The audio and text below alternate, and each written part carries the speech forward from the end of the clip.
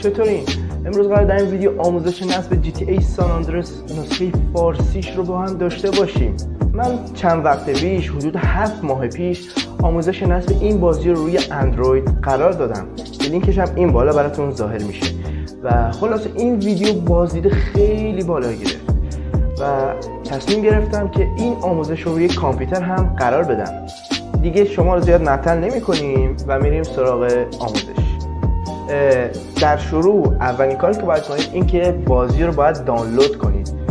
میرم توی مرورگر خودم و من وبسایت مکبازی رو براتون پیشنهاد میکنم، macbazi.ir.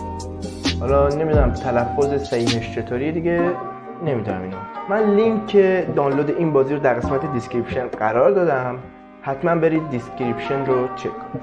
با وارد شدن به این صفحه پایین تر میایم و در این قسمت همونطور که مشاهده میکنید اینجا GTA سان آندرس نسخه انگلیسی اورجینال رو داریم و اینجا GTA سان آندرس نسخه دوبله فارسیش رو داریم. میتونید روی این لینک کلیک کنید و فایل حدوداً 4 گیگابایتی رو دانلود کنید.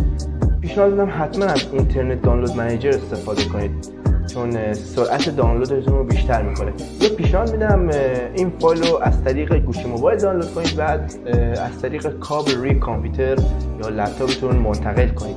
حالا برای دانلود کافیه روی این گزینه کلیک کنید و این پسورد رو حتما کپی کنید چون این پسورد فایله، بعدا برای باز کردن فایل به اون نیاز دارید.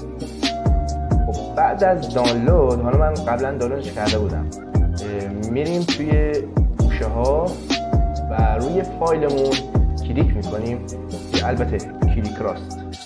خب روی اکسترکت فایل میزنیم و اینجا روی اوکی. خب اینجا شما باید رمز فایل رو وارد کنید.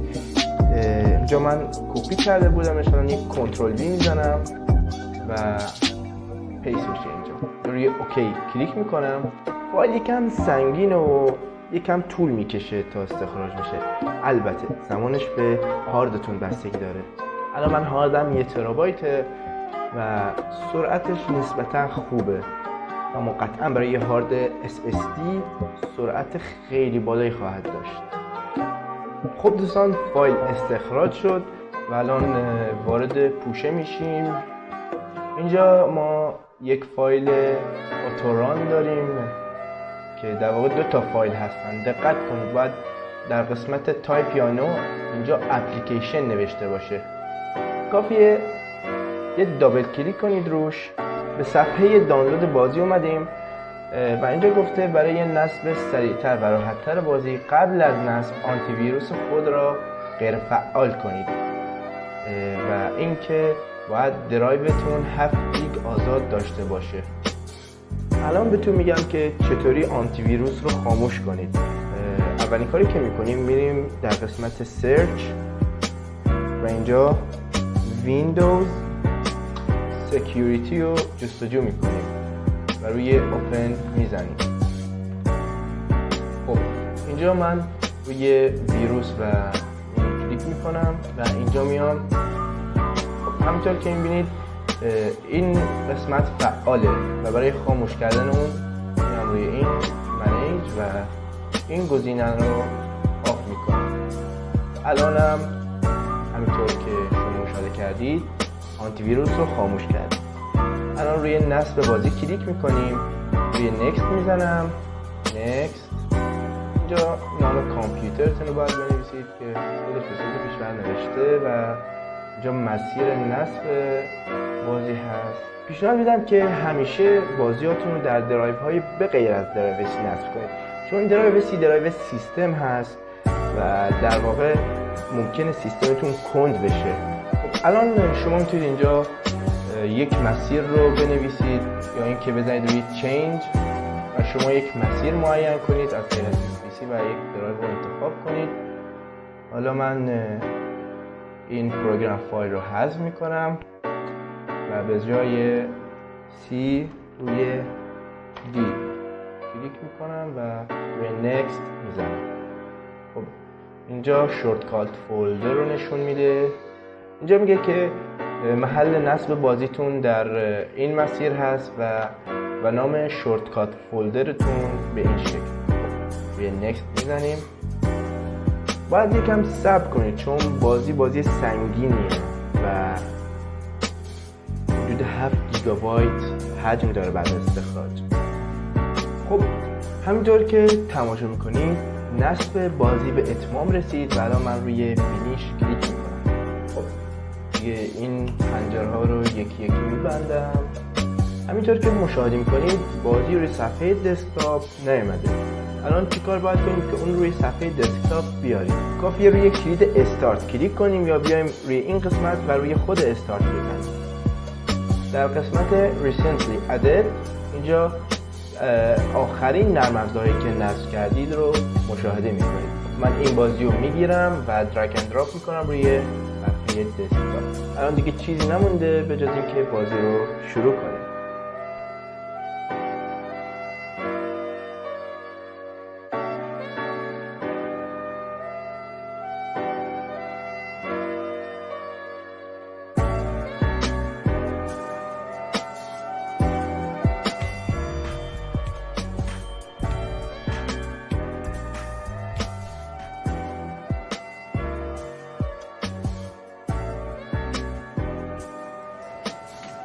بعد از 5 سال تو سال شهری وقتش شده بود که برگردم.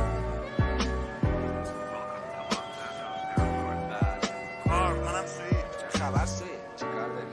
راجع به مادرمونه. اون مرده برادر.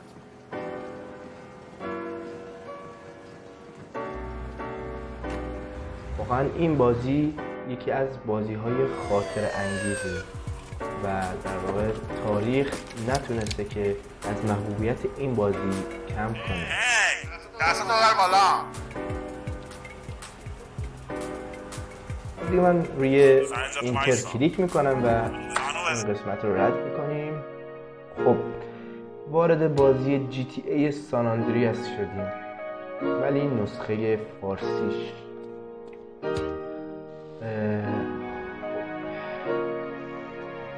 همونطور که مشاهده میکنید ماشین هاش هم ماشین های ایرانیه. اینجا یک ماشین سمن داره. تاکسی. پیاده میشم و فکر کنم این یه پارس باشه. بله پارسه. اینتر میزنم. این مال منه. پارسا رو میدن دست بالاسا.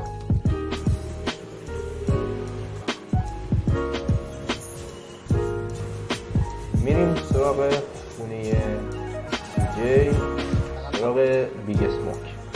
پیاده میشم و باید ببینیم ماشین بیگ اسموک چطوره. همون ماشینه یا عوضش کردن.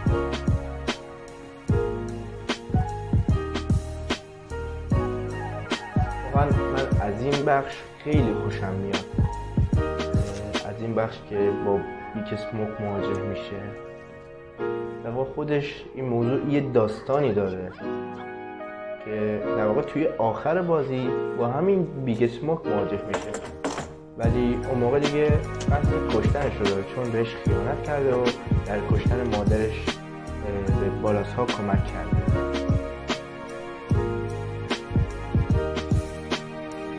خونه رو عوضی اومدی احمق.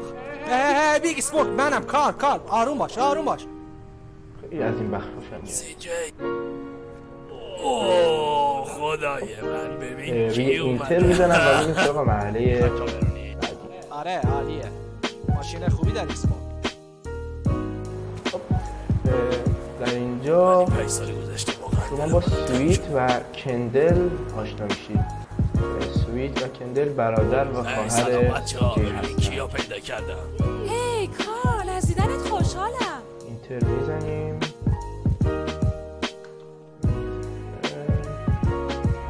دنبال من بیا.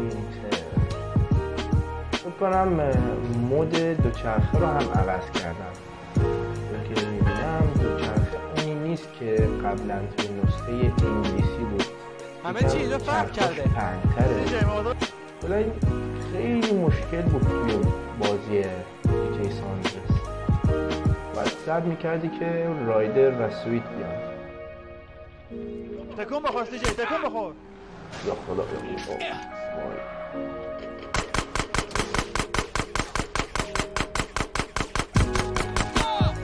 زود باشی لعنتی ماشین بالا تا جدا بشی ما بزن آشقا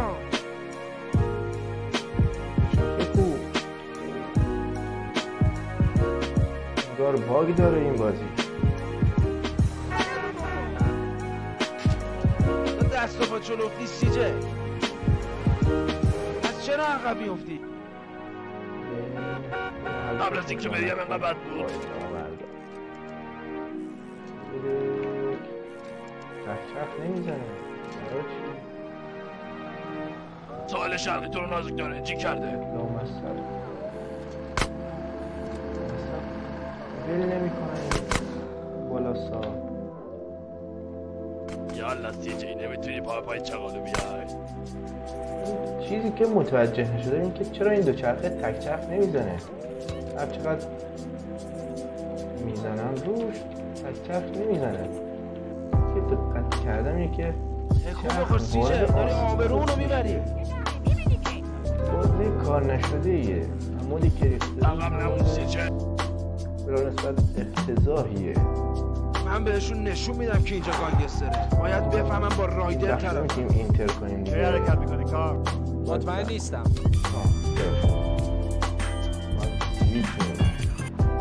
وارد این بخش میشیم و این خونه CJ هست.